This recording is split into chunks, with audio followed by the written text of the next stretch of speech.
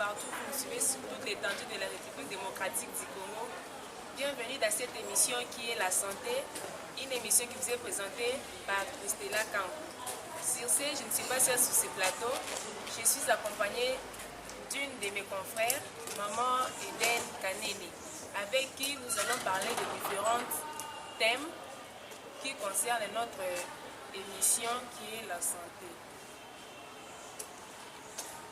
Bienvenue sur ce plateau pour une autre fois. Nous sommes accompagnés de notre maman Eden Kanene. Bonjour. Bonjour Madame Christella Kankou. Vous allez bien? Oui, tout va bien. Nous allons continuer avec notre sous-thème qui est le port du cache-nez.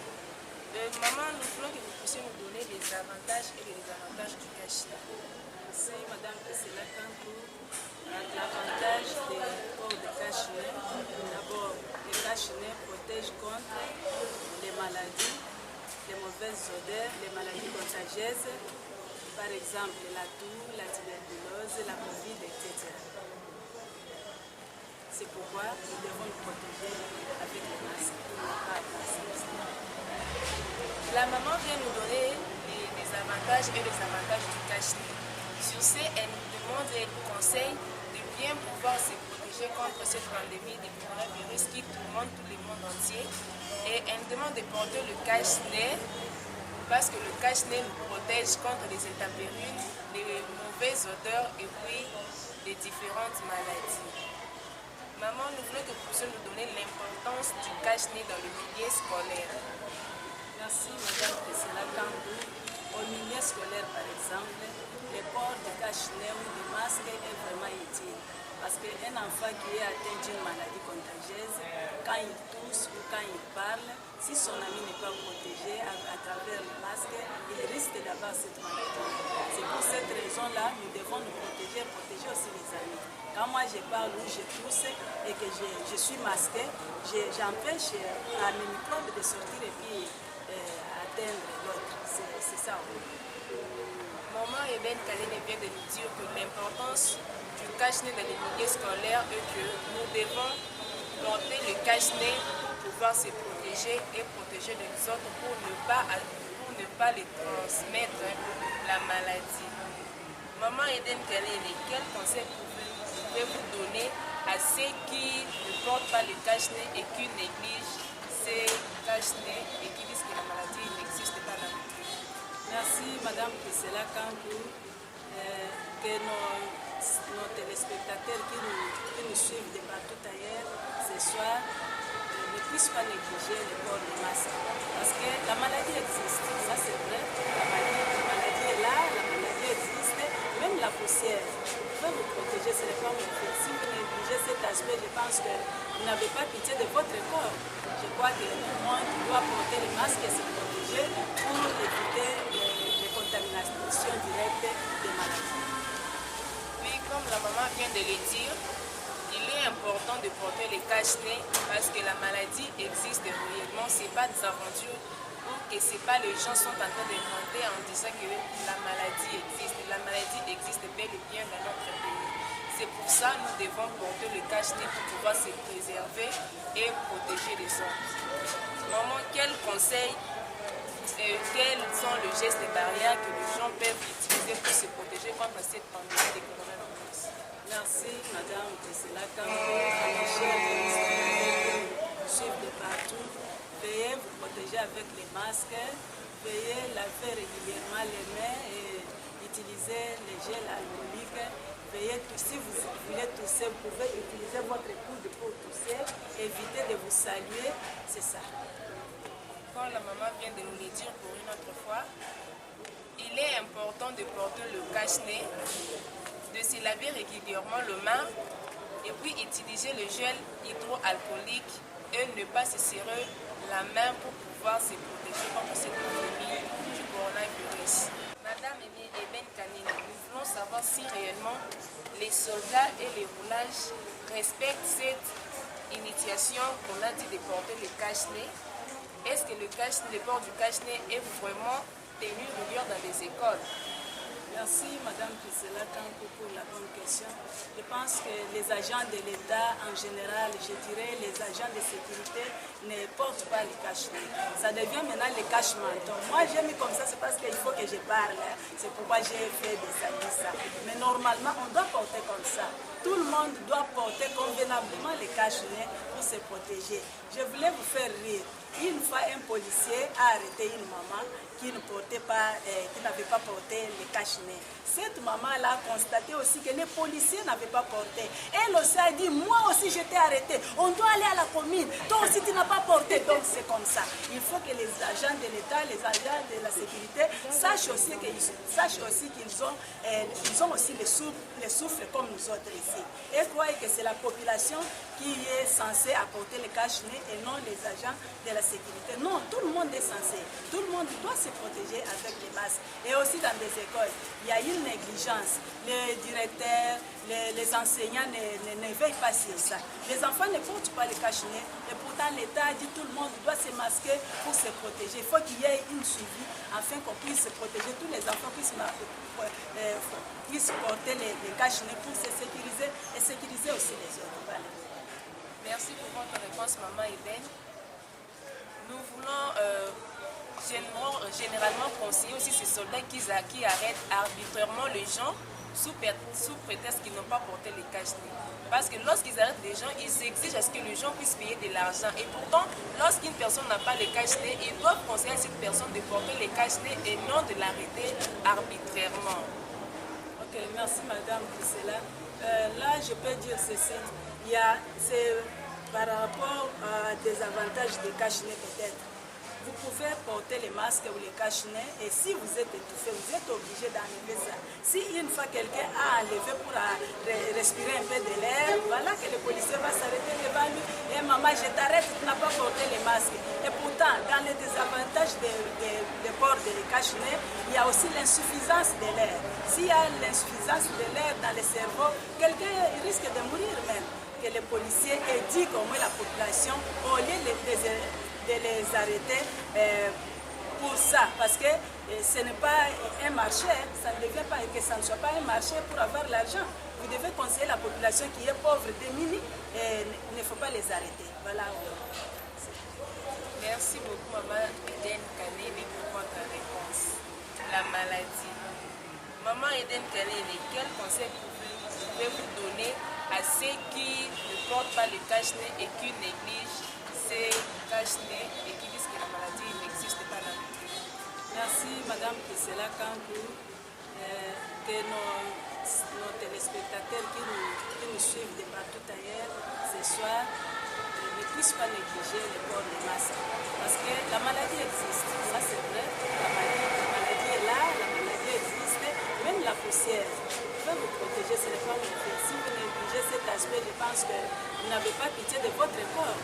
Je crois que tout le monde doit porter le masque et se protéger pour éviter les contaminations directes des maladies.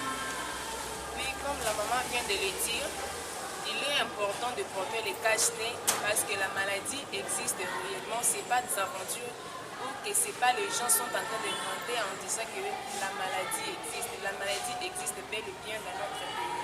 C'est pour ça que nous devons porter le cache-nez pour pouvoir se préserver et protéger les autres. Maman, quels conseils quels sont les gestes barrières que les gens peuvent utiliser pour se protéger contre cette pandémie de coronavirus? Merci Madame Priscilla Kankou, à l'échelle des téléspectateurs qui nous suivent de partout. Veuillez vous protéger avec les masques, veuillez laver régulièrement les mains et utiliser les gels alcooliques. Veuillez, si vous voulez tousser, vous pouvez utiliser votre coude pour tousser, évitez de vous saluer, c'est ça.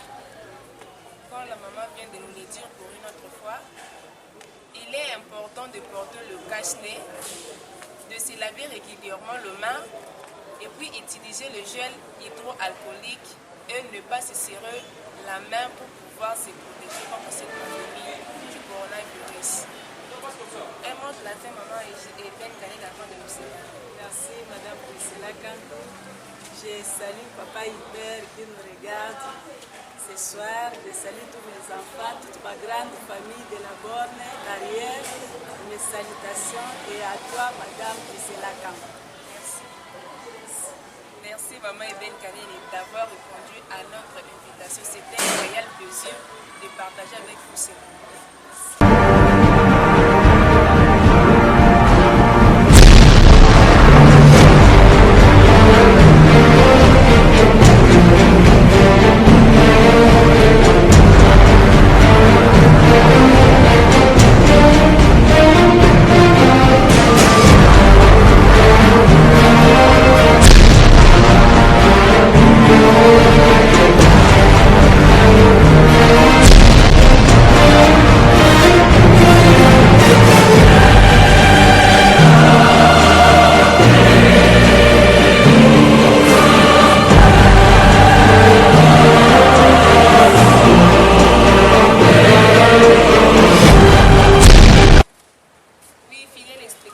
Téléspectateurs, nous revoilà encore de retour sur ce plateau avec mon confrère. Je lui demanderai de se présenter à ce que vous puissiez mieux le connaître. Merci beaucoup. C'est David Zolantima. C'est un peu ça. Monsieur David Zolantima, bonjour. C'était là. Nous allons parler sur un sous-thème qui est la mauvaise hygiène alimentaire. Pourriez-vous nous donner les conséquences d'une mauvaise hygiène alimentaire? D'abord, merci pour la parole. Et comme nous le connaissons, l'hygiène alimentaire est très importante dans notre corps. Et la mauvaise hygiène de ces derniers peut causer un déficit dans notre corps. Et c'est pourquoi nous sommes obligés de respecter l'hygiène alimentaire. Parce que si nous ne respectons pas l'hygiène alimentaire, on peut avoir des maladies comme la diarrhée ou certaines maladies qu'on connaît qui est liée à l'hygiène alimentaire. Et même la mort. Si nous voyons parfois en République démocratique du Congo les taux de mortalité plus élevés, parfois c'est grâce à l'hygiène alimentaire. Oui. Si l'hygiène alimentaire n'est pas très bien conservée, si l'hygiène alimentaire est un peu juste cabongo, vous voyez, ça cause aussi parfois la cause des mortalités ça cause aussi la mort grâce à ce que nous mangeons. Ça, c'est un peu ça. Merci beaucoup pour votre réponse. Comme M. David vient de nous le dire, il est très important de sauvegarder notre hygiène alimentaire parce que ça joue un très grand rôle dans notre santé et la mauvaise pratique alimentaire peut causer de différentes maladies dans notre corps telles que la diarrhée, la fièvre typhoïde et autres comme vous le savez. Monsieur David Zolantima, vous avez parlé de respecter l'hygiène alimentaire. Comment pourriez-vous expliquer ce fait de respecter l'hygiène alimentaire tandis qu'au marché de Pascal, on ne voit pas vraiment ce respect-là? Si aussi on disait qu'il n'y avait pas de marché, on a fait au poste le gouvernement. Parce que je connais à Bitabe, on a construit un marché. Mais ce sont les mêmes mamans qu'on a construit les marchés qui vendent dehors. Mais surtout, je vois ces mamans-là vendent dehors. Pourquoi ils vendent dehors, soi-disant, la carte Babinia Bozali? Or, qu'ils ne savent pas, en vendant dehors, par terre en plus, il y a de saleté, vous voyez, non? Aux alanacées, comment dirais-je? Le terme échappe, vous voyez? Ça peut donner certaines maladies, vous voyez. Vendre par terre, ça donne certaines maladies. C'est que je peux un peu dire à ces mamans-là de rentrer dans la carte Yaba Wenze pour la boutique. Parce que la clientèle, mieux vaut d'abord la santé que la clientèle. C'est un peu ce que j'allais un peu dire à ces mamans-là. Comme le monsieur vient de nous le dire, il est important que ce moment-là reprenne leur table sur ce qu'on a construit pour eux, à ce qu'ils puissent sauvegarder la santé de ces gens et ne pas vendre tout autour du boulevard, parce qu'il peut y avoir des conséquences. Par exemple, les accidents peuvent se faire brusquement. ces mamans-là mourront sans hésiter parce qu'on a construit pour eux le marché et ils n'ont pas voulu respecter ce geste-là. Donc, il nous est demandé, on peut conseiller à ces mamans-là de bien pouvoir retourner dans le marché, au lieu d'être au macadam. Monsieur David Zolantima, pourriez-vous donner quelques conseils au peuple congolais sur l'hygiène alimentaire? Les conseils que je peux donner au peuple congolais sur l'hygiène alimentaire est que de ne pas prendre juste les aliments kaloka biloko. Donc, on a lié nangagaga pour natona. Vous voyez? Or que les aliments peuvent aussi causer biloko et bien thé. C'est pourquoi c'est que je peux appeler dire aux Congolais de respecter l'hygiène alimentaire pour parfois aussi être en vie. Le but qu'il va battre la même, respecter aussi. C'est un peu ça ce que j'allais dire. Merci beaucoup. Comme M. David vient de nous le dire, il est important de soigner les aliments que nous consommons. Il est aussi important de veiller sur ces aliments parce que si nous ne veillons pas sur ces aliments, nous pouvons facilement être atteints d'une quelconque maladie. Voilà. Un mot de la fin avant de nous séparer. Chers téléspectateurs, nous sommes à la fin de notre émission qui est la santé. Nous avons pu écouter les différents conseils et nous avons pu écouter comment est-ce qu'on doit se protéger contre cette pandémie de coronavirus. Sur ce, je remercie toute l'équipe qui était là et toutes les personnes qui m'ont soutenu et je vous remercie également d'avoir répondu à mon invitation. Plaisir pour moi. Merci.